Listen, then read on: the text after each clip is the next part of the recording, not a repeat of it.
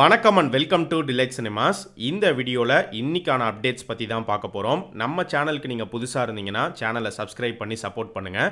So இன்னைக்கான அப்டேட்ஸில் first நம்ம பார்க்க போகிற அப்டேட் எந்த படத்தை பற்றி அப்படின்னு பார்த்தீங்கன்னா, எம்ஜிஆர் மதகஜ ராஜா. என்னது மதகஜ ராஜாவா ப்ரோ, இது எப்பயோ எடுத்து முடித்த படமாச்சே அப்படின்னு கேட்டிங்கன்னா, ஆமாம், இந்த படத்தை பற்றி தான் ஒரு நியூஸ் வந்திருக்கு. ஸோ இந்த படம் பார்த்தீங்கன்னா 2013 ரிலீஸ் ஆக வேண்டிய ஒரு படம். 11 வருஷத்துக்கு அப்புறமா இப்போது 2024 ரிலீஸ் ஆக போகிறதா லேட்டஸ்ட்டாக நியூஸ் வந்துட்டுருக்கு. இன்னும் ஒரு 2 மாதம் ஆகஸ்ட் இல்லைனா செப்டம்பருக்குள்ளே இந்த படத்தை தியேட்டருக்கு கொண்டு வந்துடணும் அப்படிங்கிற ஒரு முயற்சியில் இறங்கி இருக்கிறதா வந்து சொல்லப்படுது. குறிப்பாக பார்த்தீங்கன்னா செப்டம்பர் 6 ரிலீஸ் ஆகலாம் அப்படின்னுமே ஒரு டேட் சொல்கிறாங்க. அது என்ன செப்டம்பர் 6 அப்படின்னு பார்க்கும்போது ஒரு நாள் முன்னாடி செப்டம்பர் 5 தளபதி விஜயோடைய கோட் ரிலீஸ் ஆகுது. ரீசெண்ட் டைம்ஸில் பார்த்துருப்பீங்க, தளபதி ஒரு விஷயம் பண்ணால் அதே மாதிரி புரட்சி தளபதியும் ஏதாவது ஒன்று பண்ணிடுவார். ஸோ அந்த வகையில் சரி இது பழைய படம் தானே, கோட்டோட கிளாஷ் விட்டுறலாம் அப்படிங்கிற ஒரு முடிவுக்கு வந்திருக்காங்களா என்னன்னு தெரியல. இன்னும் இதெல்லாம் கன்ஃபார்ம் ஆகலை, ஆனால் கண்டிப்பாக ரிலீஸ் பண்ணிடுவாங்க அப்படிங்கிற மாதிரி தான் சொல்லப்படுது. பட் இந்த படம் வந்து ரொம்ப பழைய படம், இப்போ வந்தால் எப்படி இருக்கும் அப்படிங்கிறது தெரியல. ஆனால் சுந்தர் சி ஒரு இன்டர்வியூவில் என்ன சொல்லியிருந்தார் அப்படின்னா, அந்த படம் இப்போ ரிலீஸ் ஆனாலுமே நல்ல ஒரு ஆக்ஷன் ஃபன் என்டர்டெய்னர் படமாக இருக்குங்கிற மாதிரி தான் அவர் சொல்லியிருந்தார். ஸோ இந்த வருஷம் ஏற்கனவே சுந்தர் சி அவருடைய அரண்மனை பார்ட் 4 படம் மூலிமா 100 கோடி ரூபாய் கலெக்ஷன் அடிச்சிட்டாரு. ஆனால் பாவம் நம்ம புரட்சி தளபதி தான் இந்த வருஷம் அவருக்கு ரிலீஸ் ஆன ரத்னம் சரியாக போகலை. ஒருவேளை இந்த மதகஜ ராஜா ரிலீஸ் ஆகி எப்படி போக போகுது அப்படிங்கிறத நம்ம வெயிட் பண்ணி பார்ப்போம். பட் என்ன இருந்தாலுமே இந்த படம் ரிலீஸ் ஆனால் ஸ்க்ரீன்ஸ் ரொம்பவே கம்மியாக தான் கொடுப்பாங்க. ஏன்னா இது ரொம்ப பழைய படம். அது மட்டும் இல்லாமல் கோட்டோட கிளாஷ்லாம் வந்துச்சுன்னா ரொம்ப கம்மியான ஸ்க்ரீன்ஸ் தான் வந்து கிடைக்கும். கிடப்பில் இருக்கிறதுக்கு சும்மா ரிலீஸ் பண்ணி விடுவோம் அப்படின்னு தான் ரிலீஸ் பண்ணுறாங்கன்னு நினைக்கிறேன். மதகஜ ராஜா அப்படின்னு சொன்னாலே அந்த படத்தில் புரட்சி தளபதி பாடின அந்த ஒரு பாட்டு தான் ஞாபகத்துக்கு வருது. இந்த படத்தை பற்றி நீங்கள் என்ன நினைக்கிறீங்க அப்படிங்கிறத கமெண்ட் செக்ஷனில் சொல்லுங்கள். எப்படி புரட்சி தளபதிக்கு மதகஜ ராஜாவோ அதே மாதிரி டாப் ஸ்டார் பிரசாந்துக்கு அந்தகன். ஸோ அந்தகன் படத்தை பற்றியுமே இப்போ ஒரு சில நியூஸ் வந்துட்டு இருக்கு. ரொம்ப வருஷமாக பார்த்தீங்கன்னா அந்தகன் மூவி டீம் வந்து வாழ்த்துக்கள் மட்டுமே தெரிவிச்சிட்டு இருந்தாங்க. பட் இப்போ பார்த்தீங்கன்னா அந்த படம் ரிலீஸ்க்கு தயாராகிட்டு இருக்கிற மாதிரி சொல்லப்படுது. ஸோ ட்ரெய்லர் வந்து சென்சார் பண்ணிட்டாங்களாம். ட்ரெய்லர் டியூரேஷன் வந்து 1 minute 4 seconds அப்படிங்கிற மாதிரி நியூஸ் வந்திருக்கு. ஸோ சீக்கிரமே வந்து ட்ரெய்லர் ரிலீஸ் பண்ணுவாங்க அப்படின்னு நினைக்கிறேன். அண்ட் படத்தோடைய ரிலீஸ் பொறுத்த வரைக்கும் ஆகஸ்ட் ரிலீஸ் பிளான் பண்ணுறதா சொல்கிறாங்க. இந்த தடவையாவது சொல்கிற மாதிரி படத்தை கொண்டு வந்துடணும். நேத்தி சோஷியல் மீடியாவில் பார்த்தீங்கன்னா அன்எக்ஸ்பெக்டடாக சர்ப்ரைஸாக ஒரு ஸ்டில் ஒன்று ரிலீஸ் ஆயிருந்துச்சு. கோட் படத்தோடைய டேரக்டர் வெங்கட் பிரபு ஏகே கூட எடுத்துக்கிட்ட ஸ்டில். ஏகே கூட மட்டும் இல்லை, விடாமுயற்சி டீம் கூடயுமே அவர் ஸ்டில் எடுத்திருந்தார். அதில் த்ரிஷாவும் இருந்தாங்க. பட் எதனால இந்த திடீர் சந்திப்பு அப்படிங்கிறது தெரியல. ஆனால் வெங்கட் பிரபு ஏகே வச்சு மங்காத்தா எடுக்கும் போது அந்த டைமில் பார்த்தீங்கன்னா இவங்க தளபதி விஜயை மீட் பண்ணாங்க. தளபதியோடைய வேலாயுதம் படம் ஷூட்டிங் பக்கத்திலே நடந்துட்டு இருந்துச்சு.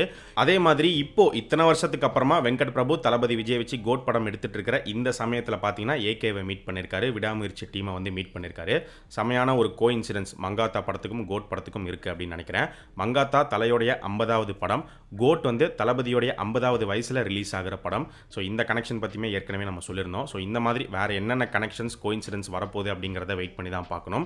ஸோ ஏகே விபி மீட்டிங்கில் ஏகே தளபதி விஜயை பற்றி விசாரிச்சாரா, கோட் படத்தை பற்றி கேட்டாரா, என்ன நடந்தது அப்படிங்கிறத கண்டிப்பாக இந்த கோட் படத்தோடைய ப்ரொமோஷன்ஸில் விபியே வந்து ஷேர் பண்ணுவார்.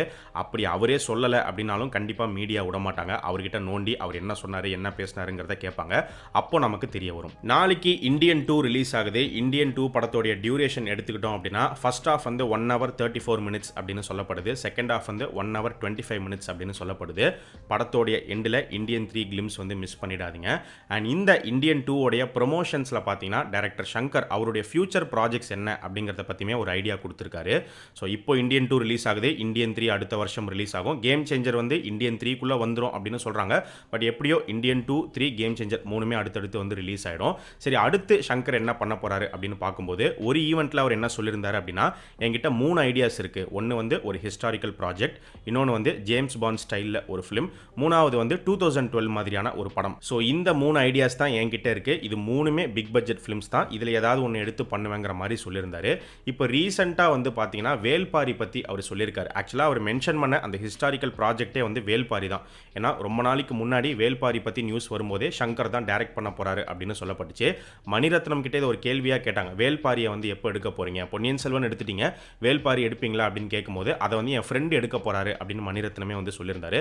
அந்த ஃப்ரெண்டு வந்து சங்கர் தான். ஸோ இப்போ சங்கரே வந்து வேல்பாரி ப்ராஜெக்டை பற்றி என்ன சொல்லியிருக்காரு அப்படின்னு பார்த்தீங்கன்னா, சு வெங்கடேசன் அவர் எழுதியிருக்கிற வேல்பாரி அந்த நாவலை தான் வந்து இவர் படமாக்க போகிறாரு. ஆக்சுவலாக ஸ்க்ரீன் பிளே வந்து எழுதி முடிச்சிட்டாராம். வேல்பாரி ப்ராஜெக்டை வந்து 3 பாகமாக வந்து எடுக்கணுங்கிற மாதிரி ஒரு பிளான் வச்சிருக்காரு போல. ஆனால் யாரை வச்சு எடுக்கிறது அப்படிங்கிறது இப்போதைக்கு டிசைட் பண்ணலை அப்படிங்கிற மாதிரி அவர் சொல்லியிருக்காரு. ஆரம்பத்தில் பார்த்தீங்கன்னா ஆக்டர் சூர்யா வச்சு எடுக்க வாய்ப்பு இருக்குது அப்படின்னு சொல்லப்பட்டுச்சு. அதுக்கப்புறமா வந்து ரன்வீர் சிங் நடிக்க போகிறாரு அப்படின்னு சொல்லப்பட்டுச்சு. இந்த மாதிரி நிறைய ரூமர்ஸ் வந்து வந்துட்டு இருந்துச்சு. ஆனால் இது எல்லாமே இப்போ வரைக்குமே ரூமராக மட்டும்தான் இருக்குது. கேம் சேஞ்சர், இந்தியன் 3 இதெல்லாம் ரிலீஸ் ஆனதுக்கப்புறம் தான் இந்த வேல்பாரி ப்ராஜெக்டை ஃபஸ்ட்டு எடுக்க போகிறாங்களா இல்லையா, யார் வரப்போகிறா அப்படிங்கிறது தெரிய வரும். ஆனால் எனக்கு தெரிஞ்சு கண்டிப்பாக ஷங்கர் ரன்வீர் சிங் காம்போ ஃபியூச்சரில் நம்ம எதிர்பார்க்கலாம் அப்படின்னு நினைக்கிறேன். ஏன்னா அன்னியன் படத்தையே ஹிந்தியில் ரன்வீர் சிங் வச்சு ஷங்கர் எடுக்கிற மாதிரி இருந்தார். ஆனால் இப்போதைக்கு அந்த ப்ராஜெக்ட் எடுக்க போகிறது கிடையாது அப்படின்னு வந்து சொல்லிட்டாங்க. அதுலேயும் ஒரு சில பிரச்சனைகள் இருக்குது. மேபி வேறு ஏதாவது ஒரு ப்ராஜெக்ட்குள்ளே கண்டிப்பாக ரன்வீர் சிங்கை ஷங்கர் உள்ளே கொண்டு வருவார் அப்படின்னு நினைக்கிறேன். வெயிட் பண்ணி பார்ப்போம். டைரக்டர் லோகேஷ் கனகராஜ் இப்போ சூப்பர் ஸ்டாரை வச்சு அவர் எடுத்துட்டு இருக்கிற படம் கூலி படத்தை பற்றி ஒரு ரூமர் வந்துருந்துச்சு. ஃபகத் ஃபாசில் இந்த படத்தில் நடிக்க போகிறாரு அப்படின்னு. ஏற்கனவே ஃபகத் ஃபாசில் சூப்பர் ஸ்டாரோடைய வேட்டையன் படத்தில் நடிச்சிருக்காரு. அந்த படத்தை தொடர்ந்து இந்த கூலி படத்துலையுமே இருக்காரு அப்படின்னு சொல்லப்பட்டுச்சு. ஆனால் அந்த நியூஸ்மே கன்ஃபார்ம்டாலாம் வரல, ஒரு ரூமர் அப்படிங்கிற மாதிரி தான் இருந்துச்சு. இப்போ வர நியூஸ் என்ன அப்படின்னு பார்த்தீங்கன்னா, ஃபகத் ஃபாசில் இந்த படத்தில் இல்லை அப்படின்னு வந்து சொல்லப்படுது. அவர் இந்த படத்துலேருந்து போயிட்டாரு அப்படிங்கிற மாதிரி ஒரு நியூஸ் வந்திருக்கு. ஸோ ஃபகத் ஃபாசில் இந்த படத்தில் நடிக்க போகிறது கிடையாது. லோகேஷ் கனகராஜோடைய அசிஸ்டண்டான விஷ்ணு எடவன் அவர் கூட ஒரு சில பாட்டுக்கு லிரிக்ஸ்லாம் எழுதியிருந்தார். ஸோ அவர் வந்து பார்த்தீங்கன்னா அடுத்து ஒரு படம் டைரக்ட் பண்ண போகிறாரு அப்படிங்கிறத ஏற்கனவே நம்ம சொல்லியிருந்தோம். அந்த படத்தில் கவின், நயன்தாரா இவங்க 2 பேரும் நடிக்க போகிறாங்க. 7 ஸ்க்ரீன் தான் வந்து தயாரிக்கிறாங்க அப்படின்னு முன்னாடியே நியூஸ் வந்துருந்துச்சு. அந்த ப்ராஜெக்ட்டை பற்றி இப்போ கிடச்சிருக்கிற அப்டேட் என்ன அப்படின்னு பார்த்தீங்கன்னா, அந்த படத்துக்கான பூஜை நாளைக்கு சென்னையில் நடக்க போகுது அப்படிங்கிற மாதிரி சொல்லப்படுது. இந்த படத்தோடைய கதை என்ன, நயன்தாரா இந்த படத்தில் என்ன கேரக்டர் ப்ளே பண்ணுறாங்க அப்படின்னு பார்க்கும்போது இது வந்து ஒரு லவ் ஸ்டோரி அப்படிங்கிற மாதிரி தான் சொல்லப்படுது. படத்தில் ஹீரோ வந்து அவரை விட வயசில் பெரிய பொண்ணை லவ் பண்ணுறதான் கதை அப்படிங்கிற மாதிரி சொல்கிறாங்க. ஸோ அப்படி இருக்கும்போது கவின் வந்து நயன்தாராவை லவ் பண்ணுற மாதிரி தான் படத்தில் இருக்கும் அப்படின்னு நினைக்கிறேன். ஸோ போக போக அடுத்தடுத்து இந்த படத்துலேருந்து அப்டேட்ஸ் வந்து நம்ம எதிர்பார்க்கலாம்.